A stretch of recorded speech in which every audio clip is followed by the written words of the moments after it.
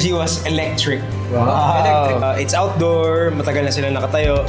So we're very surprised and impressed by everyone's engagement, everyone's excited, everyone's happy. Especially may handful of people dun sa harap ng barricade.